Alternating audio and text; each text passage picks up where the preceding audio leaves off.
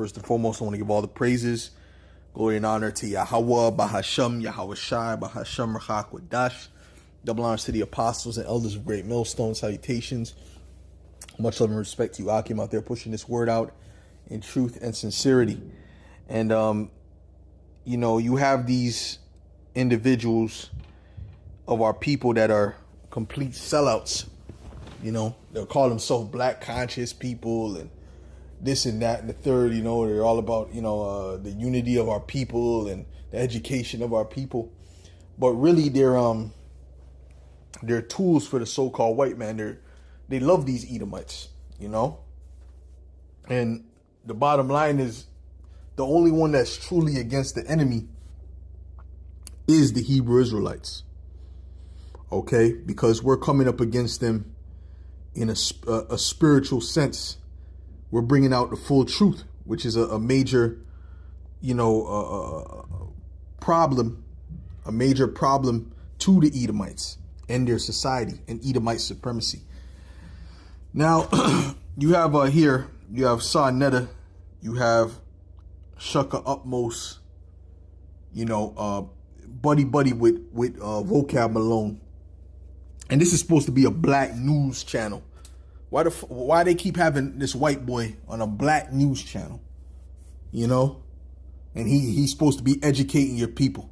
You have him there giving your people knowledge. You think he's coming to give your people the knowledge that you need? See, but this is why I'm calling you a bunch of sellouts. All right? Now, I'm going to play this video. The first thing I'm going to read is Isaiah the 65th chapter and the 11th verse. This is Isaiah 65 and verse 11. I was just watching the Elder Yashawamba's video, so I was looking up the word tekel or takal in the Hebrew. Thakal, rather. So anyways, this is Isaiah 65 and verse 11. It says, "But ye are they that forsake Yahweh, that forget my holy mountain." Who's the holy mountain of the Heavenly Father? It's the Israelites. Okay, you forgot about your people. You forgot about who you were. Okay, that prepare a table for that troop. Who's the troop? The Edomites are the troop, the enemy. Okay, that army that came up against us. Okay, and that furnished the drink offering unto that number. Okay, so you prepare a way for this devil. Okay. Let me continue. It says, "Therefore will I number you to the sword." So since you did this, since you sold out, okay, and you're helping the enemy, the Heavenly Father, Yahweh Bahashim Yahweh Shai, is going to number you to the sword. Okay? "And ye shall all bow down to the slaughter, because when I called, ye did not answer. When I spake, ye did not hear, but did evil before mine eyes, and did choose that wherein I delighted not." And these people are unified in hatred against us. Right? This is what you're seeing. When you see this video, this is what this is about. It's about the unification. They're unified in their hatred towards the Hebrew Israelites. Okay? Starting with Great Millstone. Because Great Millstone is the most hated. Okay? Because that's who Yahweh Shai is dealing with. Remember, the Lord, when he was on the earth, he was hated by his people. Okay? And they were giving him up to the Romans. See? So let's play this. Like that, and some of them have changed. So like that, let's put this back. The teachings. What is it about the teachings of the Israelites that you hate most? Everything. And then I'm gonna ask Shaka the same question. Everything. Shaka stupid. We gotta make sure which Israelites we're talking about. No, he doesn't just hate, and I gotta say this too. He doesn't just hate the teachings. Joker doesn't just hate. He hates us. He hates the Hebrew Israelites, because the scriptures speak about a man that slanders another man. I would say the slanderous tongue is hates those that are affected by it. He's constantly slandering the Hebrew Israelites and trying to link us in with terrorism, which he knows that we do not push that. So that right there in itself is hatred. Damn. Hold on. Hateth them. I know I'm pretty sure it's in Proverbs. Or hateth them. Right, this is it. Proverbs 26 and 28. A lying tongue hateth those that are affected by it, and a flattering mouth worketh ruin. And this is what he's coming with. He's coming with a flattering mouth, right? But he's also coming with these lying words. And part of that was the slander, of trying to link us to terrorism. That was hatred. That was straight up hate. All these Christians that do these different, terrorist acts and different, they put all kind of people to death, serial killers. We don't go and say, oh, all Christians are like this, right? So them doing that is proving that they're, him painting us with a broad brush proves that he has that hatred for us. And most of those people that get caught, those were not even real Hebrew Israelites. Those are people that may have watched a video and then they were into Egyptology, they were into 5%. They were 5%ers, but he would hone in and paint the picture as if they were Hebrew Israelites. The Hebrew Israelites are to blame for this. So that is hatred. Okay? Understand that. And the fact that he's trying to act like it's ludicrous, we have no grounds or basis to say that we're Israelites, that is hatred. But he'll agree with Shaka utmost that, yeah, you're an Egyptian. You're an Egyptian. That right there is hatred, because our people are being deceived by these talking points, by these lies. Let's continue. When I was in Newark yesterday, I visited the Church of God and Saints of Christ, the original ones from William Crowley himself. Okay. I don't hate anything about those folks. They were the kindest, nicest, most down-to-earth people you could hope to meet, and I don't hate anything about them. In fact, I love, now we have disagreements, especially about, they think Crowley was a prophet, and I don't. But I would want to differentiate. So they're called Kagasak. They're not well known. They don't go out on the street. But there's 4 of them, right? And there's 4 different bodies right in Newark across the, Okay. What I hate about the Lone West, Bibbins-inspired Israelites, who basically came out of Harlem, is not themselves, it is their doctrine, because they open up a Bible and said, God says this, and then they say the most hateful, disgusting, vile, filthy things with the open Bible. Cool. That's my real problem, because it's done with as if it's under the authority of God. But really, it's an excuse to justify the flesh. You're going to have a bunch of women, you're going to have slaves. It's all clearly flesh stuff. And so that's the problem. Plus, mentally ill stuff. It's mentally ill stuff. But did the Egyptians have slaves? Shaka utmost, right? You dressed up like an Egyptian, right? And you have no proof that you go back to the Egyptians, because you ain't no damn Egyptian, okay? And I see you cut that pigtail off the horse tail off the side of your head, right?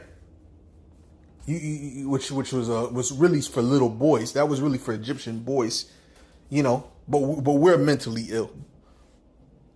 You see, the Egyptians had slaves. Slavery is. You're an employee in the society right now. Do you know, when you look into the Black's Laws Dictionary, an employee and an employer is a slave and slave master relationship? Yeah. That's why you have to ask permission to go on vacation. That's why, you know what I'm saying? That's why they tell you when you can eat.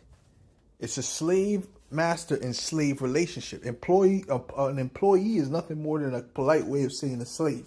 So you guys are getting emotional behind that, which that's clearly in the Bible. First of all, let's go to some common scriptures. It's clearly all throughout the scriptures that this is going to be it happened in the past. It was permissible, and it's going to be permissible in the future. Okay, this is Isaiah 14 and verse 1.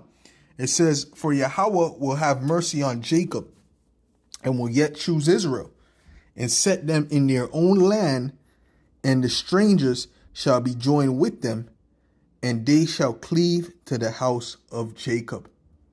Okay? So that the one that's going to cleave to the house of Jacob, what stranger is that speaking about? Because you know in the Bible, there's two different types of strangers. There's multiple words for strangers. Okay, there's Gar.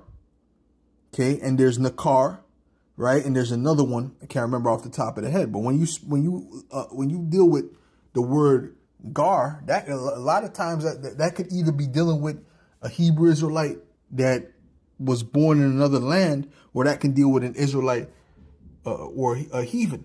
Okay, so you have to find out the context on that, and there's all kind of proofs of that. Now, for example, the Passover, when it speaks about there's a certain stranger that can partake of the Passover if he does such and such, and there's a certain stranger that can't partake of the Passover no matter what he does. Okay, so you have to understand the difference between that. There's two different Hebrew words for stranger in those cases. Now, when you deal with Nakar, for the most part, is dealing with a heathen, okay, an actual heathen. So you got to know what that's talking about, okay? Verse 2, it says, and the people shall take them and bring them to their place, and the house of Israel shall possess them in the land of Yahweh for servants and handmaids, and they shall take them captives whose captives they were, and they shall rule over their oppressors. Okay? So what does that mean, take them captives whose captives they were? That means that we're going to put them in slavery. Okay? We're going to put them in slavery, and they're going to be handmaids, servants, handmaids, and servants and handmaids, meaning slave men and slave women. It's not complicated. There's so many scriptures on that, right? Right? So strangers build up. Hold up. This is Isaiah 60 and verse 10, right? And I'll start at verse 10. Isaiah 60 and verse 10, it says, and the sons of strangers shall build up thy walls, and their kings shall minister unto thee. For in my wrath I smote thee, but in my favor have I had mercy on thee. Okay? So why are they going to be building up our walls? They're going to build up our walls because, for a salary at the end of the month? No, they're going to be doing it for free. They're going to do it for free. Okay? Why? Because we're going to have them in slavery. It's not complicated. And the sons of the stranger shall build up thy walls, and their kings shall minister unto thee, meaning to serve. For in my wrath I smote thee, but in my favor have I had mercy on thee. Therefore thy gates shall be open continually, they shall not be shut day nor night, that men may bring unto thee the forces of the Gentiles. Now the forces of the Gentiles means their substance. They're going to have to give tribute unto us. Okay? Which is another sign of being in slavery. Okay? When you have to pay tribute. Okay? Right? You pay taxes, right? That's a sign of you being a captive, so to speak. It says, and that their kings may be brought. Right. They're going to be brought. They're going to be brought in what? In chains. When you read Isaiah, not Psalms 149, it clearly says we're going to put their kings and their nobles in chains. So what the hell is these people talking about? Why are they getting so butthurt like if this is not in the Bible? It's all throughout the Bible. Okay? It says, for the nation and kingdom that will not serve thee shall perish. Well, that doesn't sound very nice. No, because they don't have a choice. It's either you serve us, you serve us as slaves, or you perish. This is a future prophecy. This did not happen yet. This is dealing with the kingdom of heaven. Yea, those nations shall be utterly wasted. Got it? It's very simple. It's very, very simple. It's not complicated, man. Let's go to Psalms 149. See, when we bring it out, they ignore it. See, he says, shock out most of them. Oh, they're ignoring the facts. Vocab ignores the facts. And you respect him because you're a damn hypocrite. You're a damn hypocrite, point blank period. You're a hypocrite. Okay? Because he doesn't deal with the facts. If he dealt with the facts, he would have to admit that, yes, the Israelites will have the heathen in slavery in the kingdom. Okay? Even sometimes Sonetta brings out these facts. But a lot of the facts that Sonetta brings out and acknowledges, vocab does not acknowledge. But notice there's no pushback for Vocab Malone because that's their God. Vocab, I'm going to say this again. Vocab, they look at Vocab as a god when he comes on their podcast. That's why they don't have no real pushback for this guy. Oh, I respect Vocab. Of course you respect Vocab. And even when he told me, oh, you're smart. Oh, he said, thank you, sir. Oh, thank you, sir. Thank you. Oh, man, thank you. He took that as the biggest compliment. It wouldn't have been the same if Sarnetta told him he was smart as if Vocab, the white man, told him he was smart. Let's show you these goddamn black consciousness niggas, a bunch of coons, man. They're a bunch of goddamn coons. Let's just keep it real. Okay? A lot of them black consciousness women and women that got the afros and all this shit, and they got the beads and all that, they be dealing with Edomite men. They be having sex and blowing Edomite men.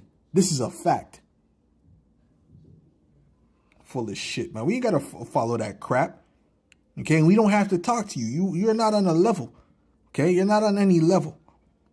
Okay? This is Psalms 149 in verse 6. It says, let the high praises of the Most High be in their mouth and a two-edged sword in their hand to execute vengeance upon the heathen. This is what the Israelites are going to do. They're going to execute vengeance upon the heathen. Oh, that's fleshly, yo. That's fleshly, man. They're fleshly. Well, this is what the Bible says. And punishments upon the people. See, the problem is we deal with every part of the Bible, from Genesis to Revelation. We don't shy from it. Okay, we break it down in its entirety. That's the problem. They don't. They stay away from certain parts. You'll never hear a Christian pastor read this part. You'll never hear a Christian go into a breakdown on this chapter, because it doesn't have to do with their doctrine. It doesn't fit in with their doctrine. Let me read that again. To execute vengeance upon the heathen and punishments upon the people, to bind their kings with chains. Well, maybe they're going to give them a Rockefeller chain. Huh? Maybe this is speaking about a Rockefeller chain. No, it's speaking about a chain for slavery. Okay? And their nobles with fetters of iron, to execute upon them the judgment written. This honor have ye all his saints, praise ye Yahweh. So why are they going to get the fetters of iron? Remember, when you read Deuteronomy 28, it says that they would put yokes of iron on our neck. So we're going to do the same thing to them. It's very simple. It's not complicated. And when you type in yokes of iron, who pops up? Do small hats pop up with the small hats in Germany? No, it didn't. No, absolutely not. It's black men from the transatlantic slave trade that pops up. The most brutal and unprecedented slavery that was done upon ships, through ships. Okay, the most brutal slavery, and the only slavery that was water focused, ship focused. That was the only slavery that was ship focused. Or the Arabs, that wasn't ship focused. They had small boats that could barely put 40 people in them boats. Okay. Most of them went by land. So that wasn't the ship focused slavery. This was the only ship focused slavery, the transatlantic slave ship, transatlantic slavery. That was the only one that was ship focused. It was the only way to bring them from that place to that place was through ships. It was only ships. Only ships. That's why it says you shall go to Egypt again in ships. Why did the Lord say that? Because it was a significant part of that slavery. Very simple. Very, very easy to understand. But if you have cognitive dissonance, you don't want to acknowledge it. Anyways, let's go back over here. Aggression against Christians. So they're showing up at our churches. They're constantly calling out. So, and that's only IUIC. Go deal with IUIC. I don't know if there's any other camp, but that's the only one who I seen do that was IUIC. So stop buzzing around us, man. Stop buzzing around every single Israelite camp. Because it wasn't every Israelite camp that did that. It was IUIC. Are you serious? You're lying. Yeah, the IUIC does a thing called the Church Blitz. Just look up the videos. They're outside. Bring out your pastor. They did that to Geno Jennings, brother. I do not believe that. I don't know. Yo, Shaka, they did that to Geno Jennings. You can look it up right now on YouTube. But he's aggressive himself. They do it to regular old guys who are just feeding their community, and they'll call them out in it. That's not cool. And so, to me, that type of thing That's not is cool. so disingenuous, especially when I show up to where they are. Coon. You goddamn coon. That's not cool, man. That ain't cool, man. Shit, man. And they call the cops on me. Right, they don't like that. Or they in the middle of a conversation, they shut it down, say, "Oh, my leader told me I can't speak to you anymore." That shows the lack of authenticity. Now, not all of them are like that, and some of them have changed. I used to have a big problem with Sakari. I still do, as far as their practice. However, I can call one of them on the phone now, and they will have a respectful sit down. I think that's to their credit, because before they were like, no conversation, and I used to have a lot of respect for GMS. They would have discussions with me. Their new policy is call the cops on vocab. If you Google call police vocab Malone and GMS, you'll find literally 30 videos. IUIC has a similar policy. Yeah, because you're not going to get it. We're not going to keep going over the same topic about the Gentiles, the this, that, the same, and we'll keep going over it over and over and over again when we already broke it down to you multiple times. We have countless videos going into that. I even went into a little part in this video about the Gentiles. It's not, if you're not going to get it, we don't need to deal with you. Our thing is to what? To wake up the Israelites. To wake up the elect of the nation of Israel. That's why we're out here. We're not focused on people that it's not for. Because you're not going to get it anyway. So what does it become? It becomes a waste of time. Well, see, usually they don't always see what they do if I show them. So I just feel like we'll laugh at you if you show up. Opmos, Shaka Opmos will laugh at you and maybe make fun of what you're wearing. Like they're doing this, and in the second they get resistance, they act like they're being picked on. So I don't. Correct. I think they're destructive to the community and to the society at large. I agree. And so it's What you just mentioned, that's not. How is that destructive? How is that destructive? Because we don't want to engage with people that's destructive? And the only ones who blitz the churches is IUIC. So how will we destroy? You didn't say anything that proves that we're destructive. Is that we don't want to engage with you. That's why we're destructive. What? There's plenty of people that do, they may have a performance on the street or whatever, and they don't want people to engage with them. There's a lot of Christians that go out and preach. They don't want to do the back and forth engagement with people. But they're screaming on a microphone, Jesus, if you don't turn back to Jesus, you're going to burn in hell. But then when you ask them a question, I'm not dealing with questions. So does that mean that they're destructive? It doesn't make sense, man. Destructive means to deconstruct. How are we deconstructing the community? We're looking for a particular sect of the community, which is ultimately we're looking for the elect. That's all we're looking for. We're taking the best out of the worst. That's what we're doing. Okay? And everyone else is going to ignore it. So what the hell is your problem? They're going to have your stance. These guys are crazy. That's okay. We're not here for you guys. So I don't see how vocab is saying we're destructive. We're not bothering you. But you know what it is? They hate him that rebuketh in the gate.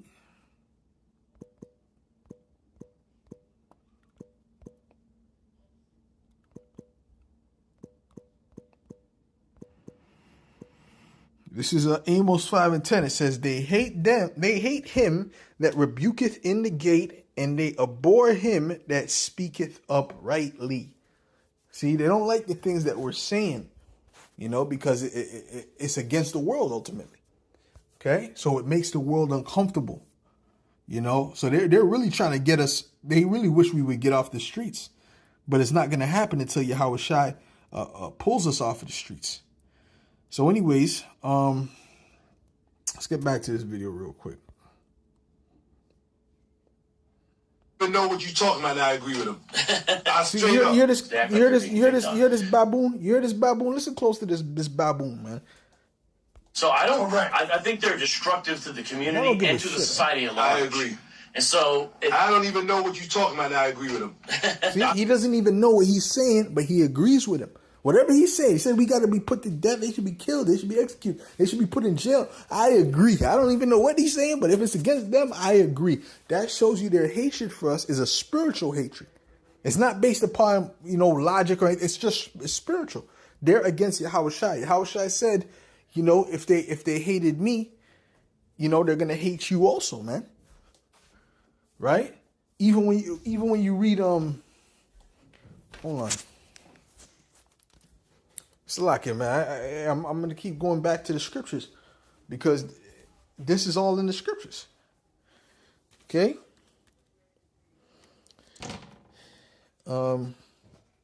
This is John 15.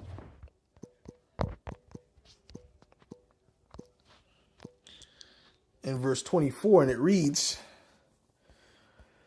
If I had not done among them the works which none other man did, they had not had sin. But now have they both seen and hated both me and my Father.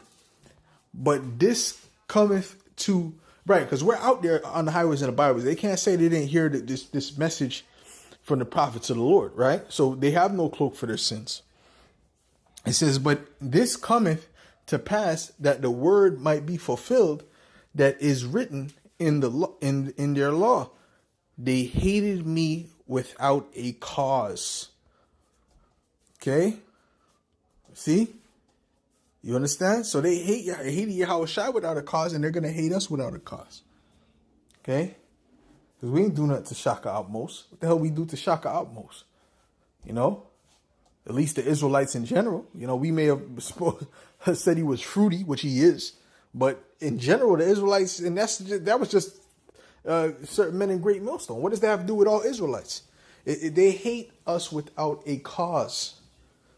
Okay? And by the way, it's the truth. So it's not like we're saying it and we're just making up lies against him. This is a fact. He's fruity. He has feminine tendencies, man. Which a lot of Jake has feminine tendencies because they grew up by their mother.